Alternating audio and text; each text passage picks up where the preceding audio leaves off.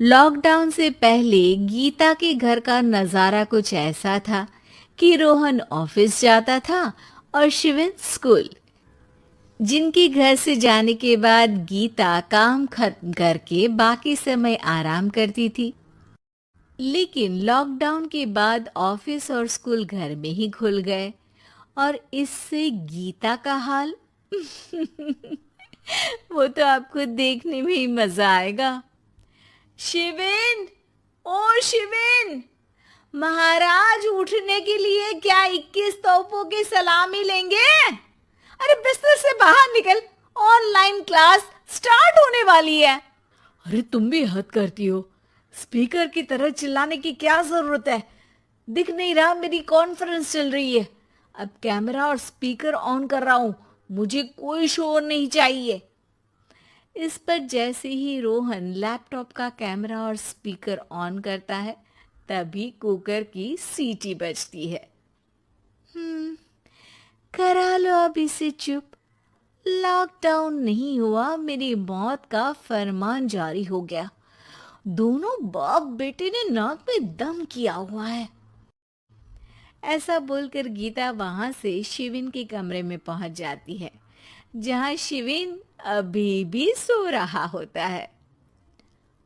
ओ आलसी, अब अगर 5 मिनट में नहीं उठाना तो आज तेरा गेम और यूट्यूब कैंसिल। माँ की बात सुनकर शिविन बिना 1 मिनट गंवाए उठ खड़ा होता है। उठ गया, अभी नहाकर भी आता हूँ। ये नाटक कहीं और, मुंह पर गीला कपड़ा मार और पढ़ने बैठ। शिविन की ऑनलाइन क्लास स्टार्ट हो जाती है, जिस पर गीता उसे वहां बिठाकर रसोई में चली जाती है। थोड़ी देर में उसे कमरे से कुछ आवाज सुनाई देती है, जिसे सुनकर वो कमरे में वापस आती है। हाय राम, तुझे क्लास अटेंड करने के लिए बोला था, कैमरा ऑफ करके बिस्तर पर नाचने के लिए नहीं बोला था। मम्मी मुझे कुछ समझ नहीं आ रहा। आप बाद में पढ़ा देना ना। वैसे भी अटेंडेंस तो लगी गई है। हाँ हाँ बेटा, जरूर बन जा। तू अभी से हम सबका बाप बन जा। अरे नहीं मतलब कहाँ से लाते हो इतना दिमाग? और पढ़ाई करते हुए ये चला कहाँ जाता है? Nice question. दिमाग से पूछकर बता दूंगा। शिविन की बातों से परेशान होकर गीता उसे मारने के लिए जैसे ही आगे बढ़ती है, तभी वो कमरे से बाहर भाग जाता है। अब शिविन आगे आगे और गीता हाथ में चप्पल पकड़े उसके पीछे पीछे पूरे घर में दोनों घूम रहे होते हैं। इसी बीच वो रोहन के पास पहुंच जाता है और शिविन को मारने वाली चप्पल रोहन के लैपटॉप पर जाकर गिरती है। ओए माँ! मम्मी, अब पापा को चप्पल मार रही हो? वो आज तक के रिपोर्टर, चुपचाप जाकर क्लास अटेंड कर ले, नहीं तो अगली तेरे पीछे लगेगी। इस पर शिविन वहां से चला जाता है, जिसके बाद रोहन गीता से कहता है, इस सर्कस के लिए कुछ बोलना चाहोगी? अरे क्या करूं, जब से तुम दोनों घर में रहने लगे हो, घर अपने आप ही सर्कस बन गया है और मैं तुम्हारी नौकर। कभी बेटी को संभालो तो कभी बाप के नखरे उठाओ।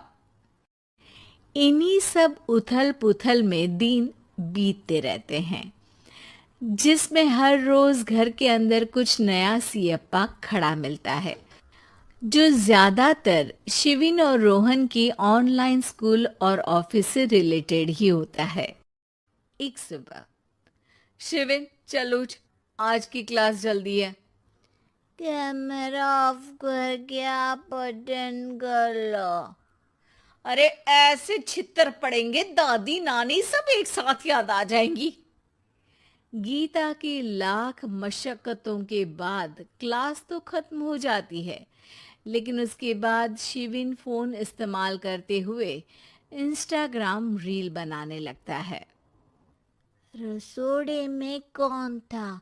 तुम थी, मैं थी, कौन था? कौन था? हाँ, मैं गरीब हूँ, मैं गरीब हूँ। अरे ओ गरीब के बेटे, आजा, मैं बनाती हूँ तुझे गरीब। मैं बताती हूँ रसोड़े में कौन था। पढ़ाई करने बोलो तो इनकी माँ मर जाती है, और ये पागलपंतियां जितनी मर्जी करा लो। गीता शिविन को डांट रही होती है, तभी रोहन बीच में बोल पड़ता है। अरे बच्चा ही तो है, इतना गुस्सा क्यों कर रही हो? बेटे का साथ देने की इसी एक कोशिश में अब शिविन के साथ साथ रोहन भी गीता के गुस्से की सूली पर चढ़ जाता है। अगर बेटे पर इतना ही प्यार आ रहा है तो इसे क्लास अटेंड क्यों नहीं कराते, इसका होमवर्क क्यों नहीं कराते? उस समय तो बहुत जल्दी मीटिंग आ जाती है, वो काम मैं करूं और यहाँ इस बेफिजूल की चीज में तरफदारी करके बन जाओ महान। हे भगवान, कोई तो इनके ऑफिस और स्कूल खुलवाओ, मैं इन्हें और घर में नहीं सह सकती। अरे कुछ और मांग लेती, क्योंकि तुम्हारी ये विश इस साल तो पूरी होने से रही, कोरोना। हाय, नास बेटे ने जिंदगी ही बर्बाद कर दी। खाए कोई पचाए कोई, कल मुझे चुन चुन कर सबको मेरी बद्दुआ लगेगी।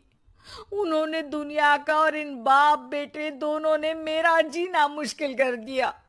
गीता वहां से चली जाती है, जिसके बाद रोहन शिविन से कहता है, अरे तुम्हारी मम्मी इतनी भड़की हुई क्यों है? आपकी वजह से पूरा समय घर में रहते हो और उस पर कोई काम कराने की जगह बस ऑर्डर देते रहते हो। अच्छा बेटे, सारा इल्जाम मुझ पर? पूरा दिन तो वो तुम पर ही चिल्लाती है। हाँ, मतलब दोनों का 50-50 है, कुछ करना पड़ेगा। वो कहते ना, make the best out of worst. I have an idea. वैसे तुम्हारी माँ सही कहती है, बहुत जुबान चलाने लगे हो, कम बोला करो। अगली सुबह रोहन और शिविन अपनी गलती को सुधारने के लिए गीता के उठने से पहले घर का आधा काम खत्म कर देते हैं, जिसे देखकर गीता खुश हो जाती है और फिर बाकी बचा काम वो तीनों मिलकर पूरा कर लेते हैं। जिसके बाद अब वो सब मिल बांट कर हर काम में एक दूसरे की मदद करते हुए लॉकडाउन का मजा लेने लगते हैं।